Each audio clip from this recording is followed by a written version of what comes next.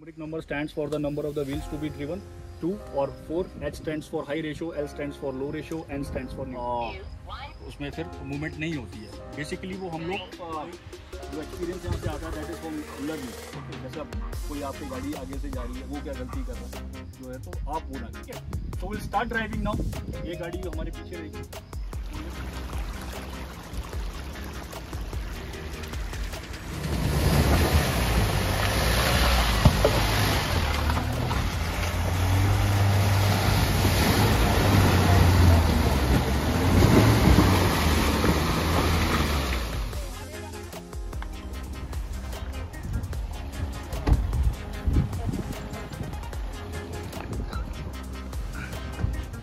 Oh shit.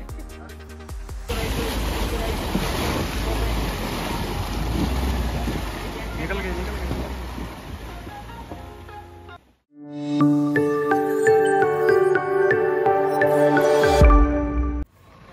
Hello everyone, welcome back to the channel. मैं हूं आपका दोस्त स्वप्नील और इस नए वीडियो में आप सभी का स्वागत करता हूं. पिछली वीडियो में आपने देखा था कि हम ऑफ रोडिंग के लिए इगतपुरी के महिंद्रा प्लांट में आए थे और ये जो कुछ गाड़ियाँ आप देख रहे हैं ये एडवेंचर के लिए जा रही है.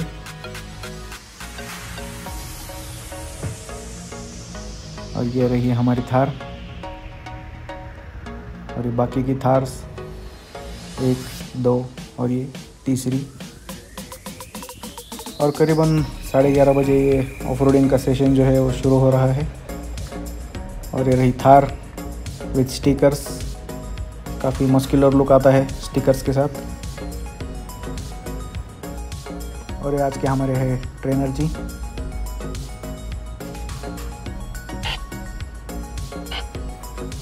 और ये लाइनअप निकल चुका है.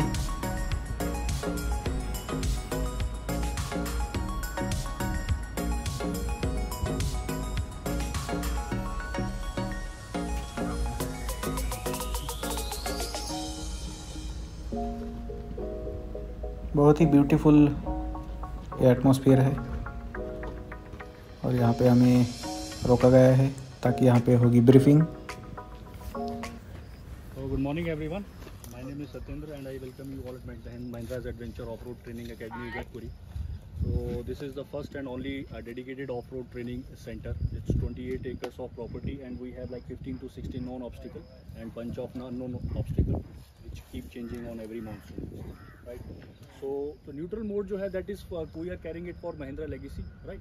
And basically neutral जब हम लोग select करते हैं तो पूरे ड्राइव लाइसेंस से जो हमारे एक्सेल्स हैं वो डिस्कनेक्ट हो जाते हैं. तो बेसिकली ये टोइंग पर्पस के लिए हम लोग यूज़ करते हैं to unnecessary wear and tear of the vehicle. Because India में इतना ज़्यादा टोइंग तो होता नहीं है. बट सपोज अगर आप न्यूट्रल इसको सेलेक्ट कर देते हैं for the number of the wheels to be driven 2 और 4. H stands for high ratio, L stands for low ratio, N stands for neutral. So basically when we select neutral तो पूरा जो हमारे एक्सेल्स हैं वो ड्राइव लाइन से disconnect हो जाते हैं. तो उसमें कोई भी उसमें फिर मूवमेंट नहीं होती है. बेसिकली वो हम लोग ड्राइव इन ऑब्स्टिकल, राइट. तो उसमें क्या है, it will give you a chance to visualise the line और the track you need to take.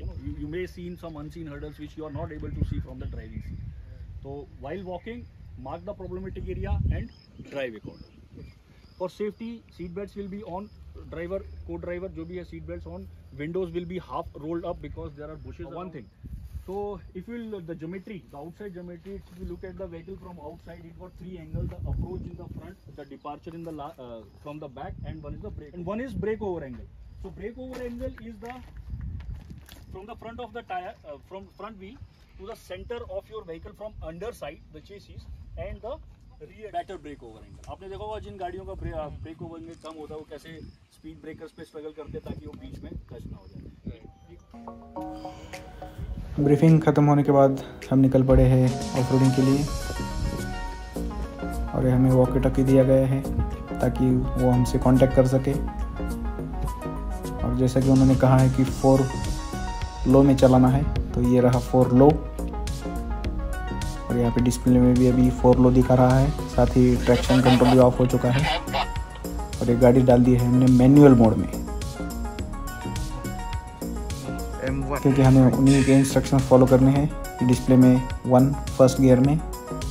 और this is our first obstacle.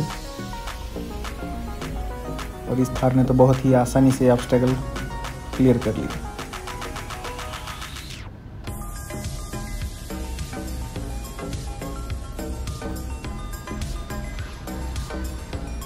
ये सभी नेचुरल एरिया है, इन्होंने कुछ स्पेसिफिक डायमेंशंस के साथ थोड़ा बहुत ऑफ रोडिंग के लिए ट्रैक बनाया है और ये सेफ भी है। और ये ऑफ रोडिंग डायमेंशंस दिखाती हुई कार, ये बहुत इम्पोर्टेंट चीज़ है क्योंकि अंदर बैठने के बाद हमें पता ही नहीं चलता कि कार किस एंगल में चल रही है। फिलहाल तो बारिश नहीं है।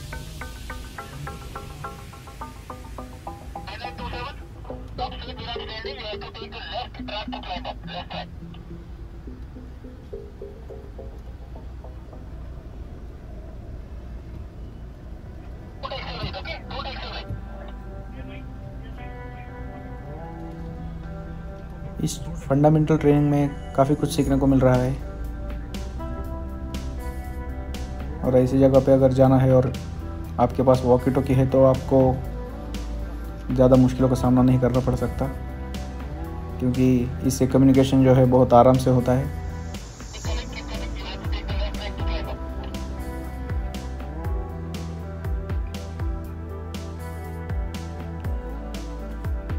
आज हमारे साथ टोटल 5 थार्स थी और पांचों के पांचों डीजल ऑटोमेटिक थी।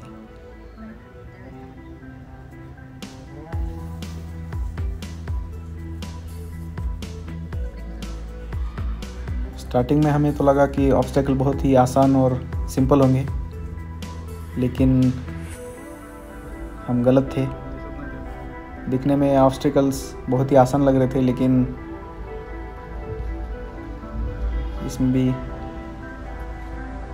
इसमें काफ़ी कुछ सीखने को मिला है।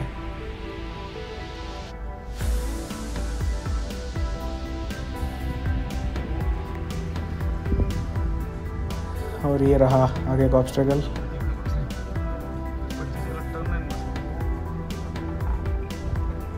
इस ट्रेनिंग की खास बात है कि यहाँ पे फोटोग्राफर्स भी रहते हैं, जो कि कुछ खास एंगल्स में आपके गाड़ी के फ़ोटोज़ निकलते हैं और बाद में उन्हें शेयर भी किया जाता है। क्योंकि हम तो गाड़ी में घूम रहे हैं, हमारे साथ कोई और लोग तो है नहीं जो कि हमारे फ़ोटोज़ और वीडियो ले। और यहाँ पे बहुत ही नेचुरल सीन। और ये हमारी पायलट थार कार तो नहीं कह सकते।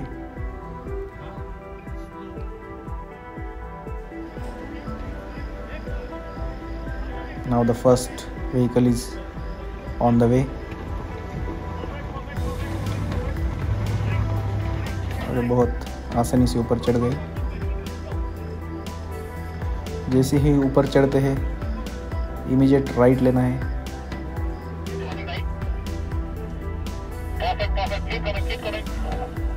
Now the second one. अब यहाँ पे इस पेड़ की वजह से गाड़ी की विजिबिलिटी कम है, हम यहाँ से पूरा क्लियर व्यू नहीं देख पा रहे हैं।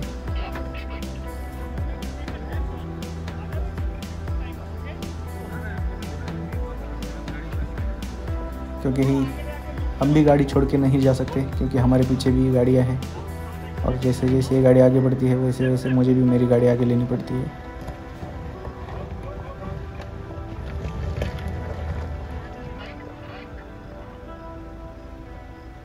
और इसने भी ऑब्स्टेकल बहुत आसानी से पार कर लिया। Now it's my turn.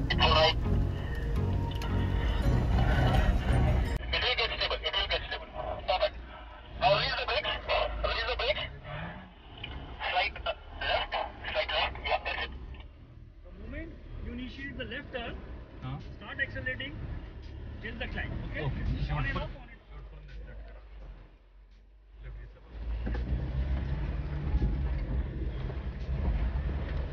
Right, perfect. और बहुत ही आसानी से मेरी भी गाड़ी ऊपर आ चुकी है।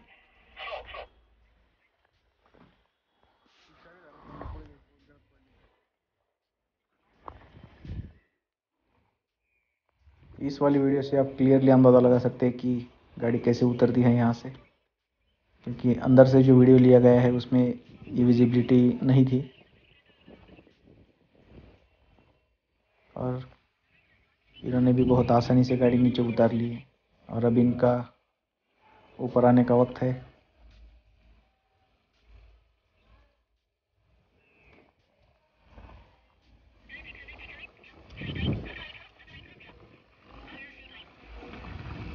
और उतनी ही आसानी से और बिना कोई स्ट्रगल किए बहुत ही आराम से गाड़ी ऊपर आ चुकी है। और ये कलर बहुत ही खूबसूरत लग रहा है यहाँ पे। With your steering left to right, lock to lock, to get the traction from the edges. Sometimes you are in the rut, वहाँ पे आपको traction नहीं available होता है, तो उस टाइम पे when you hold the steering like this, so it's called lock to lock this thing. Try to get the traction from the. और ये हमारे ट्रेनर जी कुछ टिप्स देते हुए चलिए निकल पड़ते हैं आगे के ऑब्स्टेकल की ओर।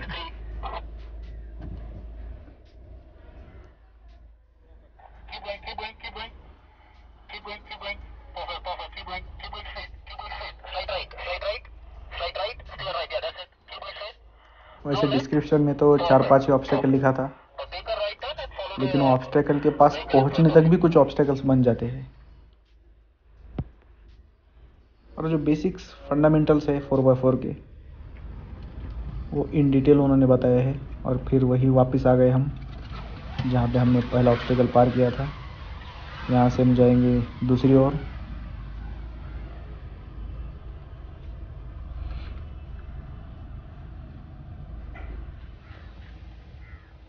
और परफेक्टली गाइड। ये आ गई हमारी 4th थार।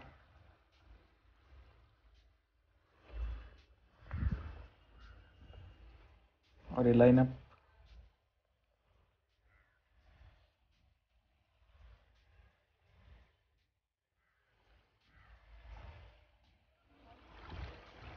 और एक सिनेमैटिक व्यू।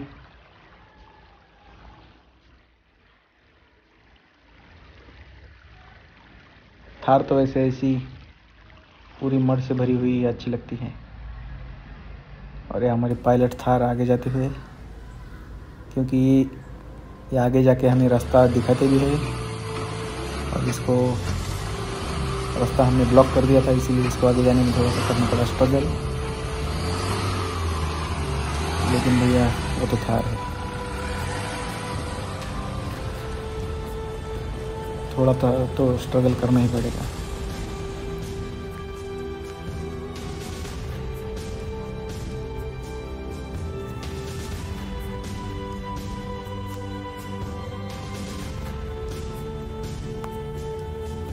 और यहाँ का जो ग्राउंड स्टाफ है बहुत ही कोऑपरेटिव है।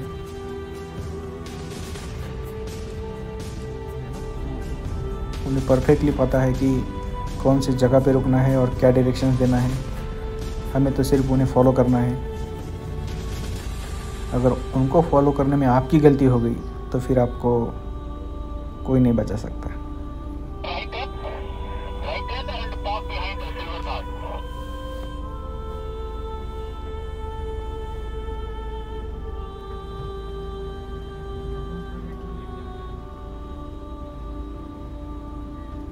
और इस फोटोग्राफर भाई को भी बहुत सी मेहनत करनी पड़ती है, सही एंगल में सही वक्त पे फ़ोटो क्लिक करना।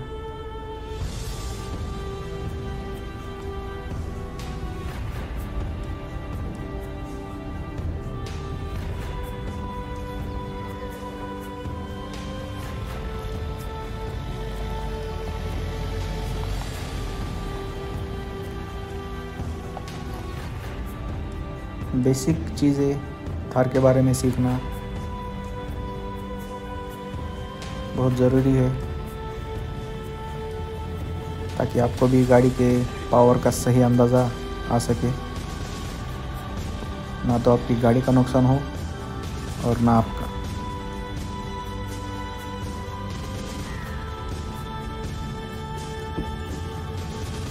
यहाँ से शायद नीचे जाना है अभी, और एक गाड़ी की हालत।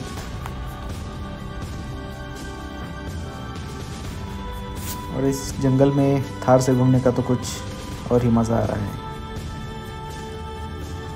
बस right left right left right left, और ये झाड़ियाँ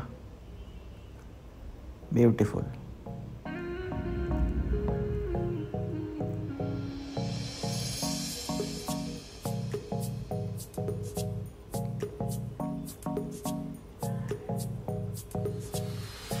अब यहाँ जो एडवेंचर होने वाला है वो तो इमेजिनिंग में गया था। अभी हमारी पायलट थार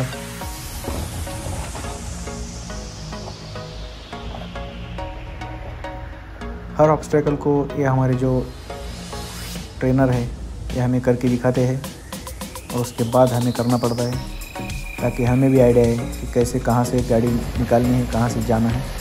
और ये था सरप्राइज़ जो कि वीडियो में थोड़ा सा मिस हो गया, लेकिन एक्शन तो अभी बाकी है।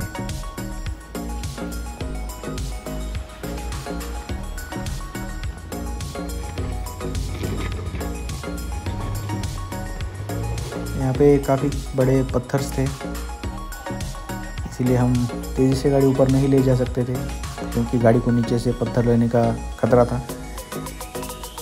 और ज़्यादा स्लो भी नहीं ले सकते थे, क्योंकि गाड़ी ट्रैक्शन नहीं पकड़ पाएगी या स्पीड में नहीं निकल सकती थी। लेकिन फर्स्ट थार ने वो सफ़र आसानी से तय कर लिया।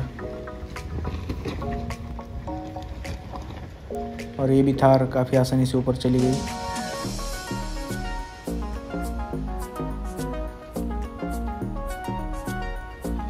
Now this is the big surprise.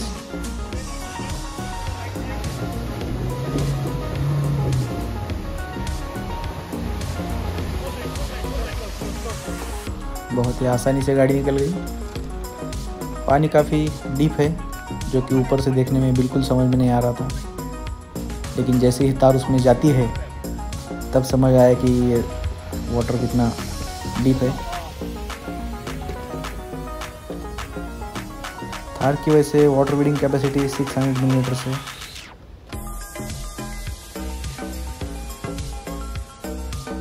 हम भी बहुत आसानी से ऊपर चले गए।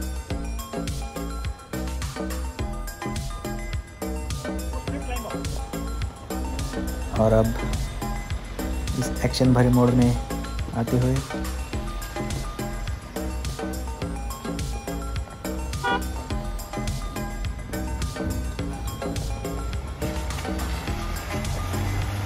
और ये गई थार पानी,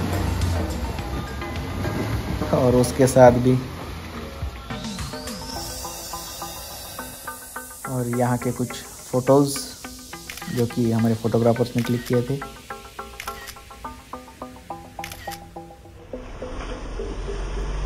थार बाहर आने के बाद पता चला कि हमारा क्या नुकसान हुआ था, और ये गई नंबर प्लेट पानी में। बहुत से थार को मैंने देखा है कि जैसे ही वो पानी में जाती है उसकी नंबर प्लेट निकल जाती है और बह जाती है। और ये हमारे भाई नंबर प्लेट को ढूंढते हुए, और ये हमें मिल गया उसका ब्रैकेट, लेकिन नंबर प्लेट तो शायद डूब ही गई इस पानी में। खैर, ऑफ रोडिंग करनी है तो नुकसान तो सहना ही पड़ेगा। और ये भी बहुत आसानी से निकल गई थार। और ये थार तो बहुत ही एंजॉय के साथ इस पानी से निकलती हुई। तो इस वीडियो में बने रहने के लिए थैंक यू। मिलते हैं पार्ट 3 में। Bye bye.